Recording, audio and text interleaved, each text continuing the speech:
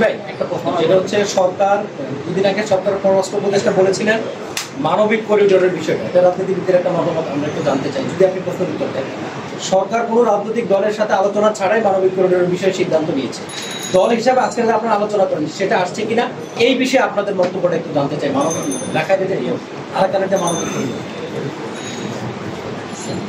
আমরা এই মানবিক করিডোরের বিষয়ে বিভিন্ন রাজনৈতিক দল কনসার্ন দেখিয়েছে, বক্তব্য দিয়েছে। আমরা সেই বক্তব্যগুলোর সাথে একমত পোষণ করছি যে এরকম একটা গুরুত্বপূর্ণ বিষয়ে সিদ্ধান্ত নেওয়ার জন্য অবশ্যই রাজনৈতিক দলগুলোর সাথে আলোচনা করে নেওয়া প্রয়োজন ছিল। কারণ এই সরকার কিন্তু একটা কনসেনসাসের ভিত্তিতেই তৈরি হয়েছে বা পরিচালিত হচ্ছে। একটা রাজনৈতিক সমঝোতা রাজনৈতিক দলগুলো থেকে একটা সমর্থন সরকারের প্রতি আছে ফলে, এবং এই ফলে এই ধরনের একটা সিদ্ধান্ত, একটা জাতীয় সিদ্ধান্ত নেওয়ার ক্ষেত্রে রাজনৈতিক দলগুলোর সাথে আসলে আলোচনার প্রয়োজন। এবং সরকার, আমরা এখন আসলে স্পষ্ট হই নাই যে করিডোর বা সেখানে রোহিঙ্গা প্রত্যাবর্তনের বিষয়টা আসলে কিভাবে থাকবে, পুরো হোল প্রজেক্টটা আসলে পরিষ্কার হওয়া প্রয়োজন। তখন হয়তো আমাদেরও মন্তব্য করতে সহায়তা হবে। প্রাথমিক রেসপন্স হচ্ছে যে এই রাজনৈতিক দলগুলোর সাথে খুবই দ্রুত এই বিষয়ে সরকারের সংলাপ প্রয়োজন, জাতীয় সংলাপ প্রয়োজন।